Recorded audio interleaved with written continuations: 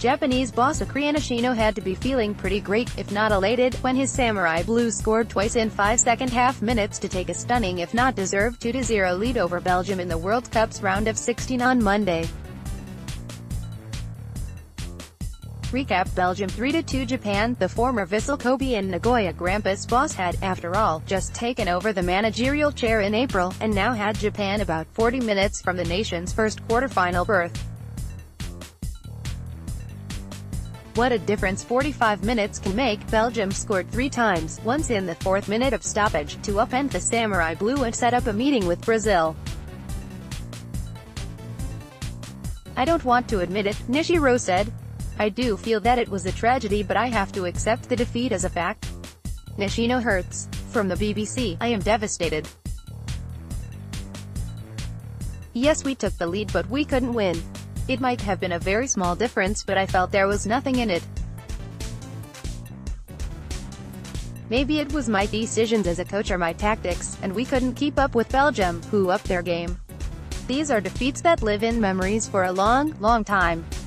Moments from stoppage, and a much-needed break given the momentum on Belgium's side, the Samurai Blue will be left to wonder what, if on a play which could have been affected by at least 63% of its 11.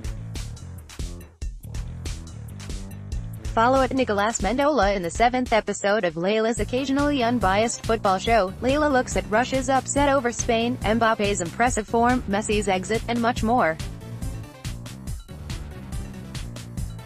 Belgium comeback stuns Japan. There will be plenty more to come over the next 2 weeks, with the show coming via the Men in Blazers.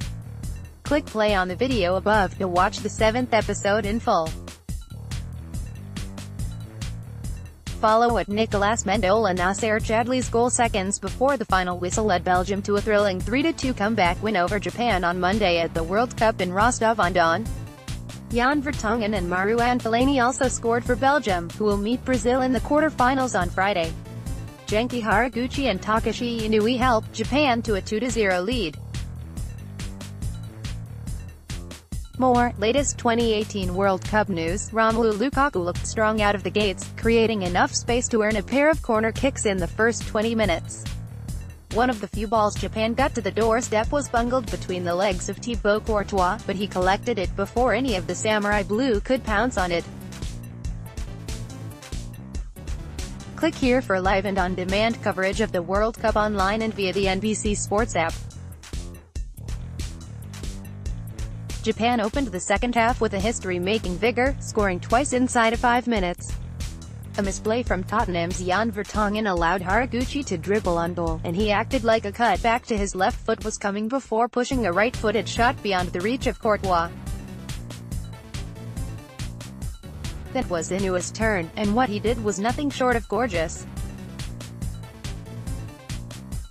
Given some room to maneuver, Shinji Kagawa and Inui worked outside the 18 before the latter unleashed an arrow toward goal. Courtois could not reach it.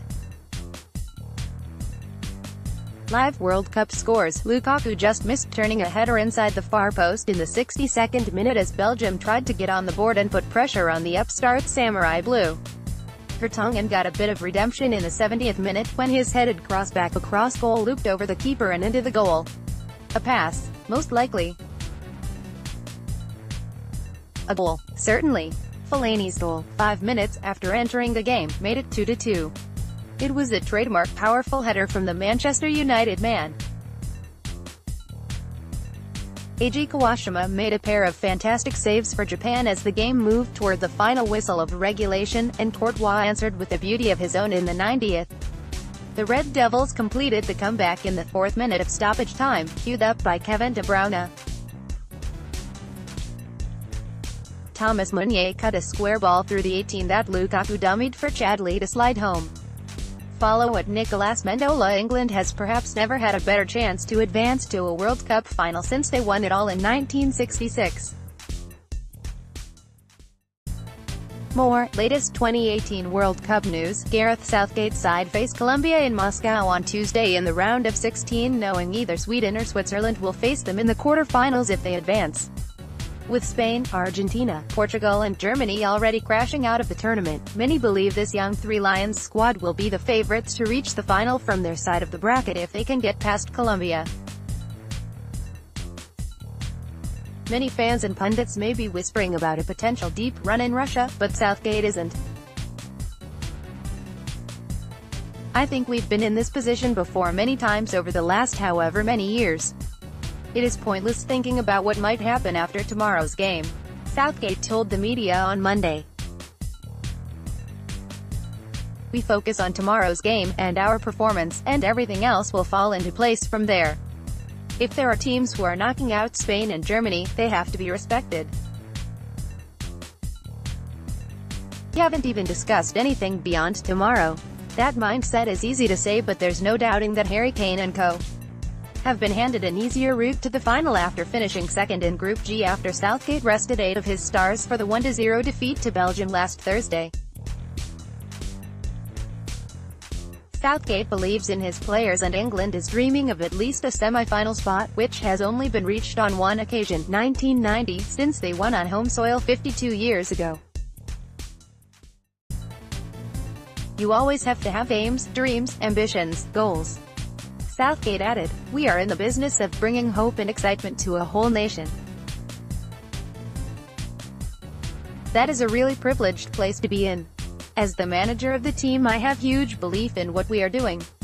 Belief in England at this World Cup is growing every single day, but with penalty shootout defeats in the back of their minds and high hopes dashed on several occasions before, the Three Lions faithful aren't getting ahead of themselves at all.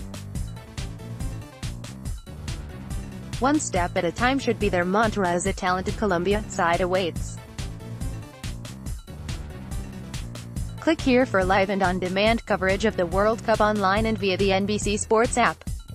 Follow at JPW_NBC Sports. Juan Carlos Osorio hit out at the referees after Mexico lost 2-0 to Brazil in the round of 16 clash in Samara on Monday.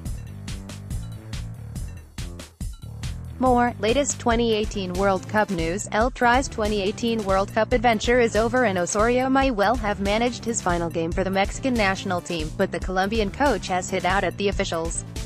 Speaking after the defeat to Brazil, where Neymar scored and assisted, plus was fouled 6 times and was involved in several flashpoints, Osorio said this right off the bat without any mention of the officiating from the reporter. "The referee was in total favor of Brazil," Osorio said. "It seems to me that one of the forwards had direct contact. He was always trying to get a foul. They were protected by the referee. There were too many interventions by the ref. Talk about a thinly veiled attack on Neymar. Did Brazil's no. 10 act theatrically following several fouls from Mexico's defenders? Yes. Did some of the contact towards him deserve a free kick in Brazil's favor? No. But Osorio surely cannot overlook Miguel Ayun clearly standing on Neymar's right foot in the second half while they were off the pitch. Mexico played extremely well in the first half but didn't take their chances, and in the second half they struggled to get going. Osorio's tactical change at halftime saw Rafael Márquez come off and Ayun come on at right back to try and stop Neymar. All that change did was hand Brazil the initiative as Mexico crashed out at the last 16 stage for the 7th straight season.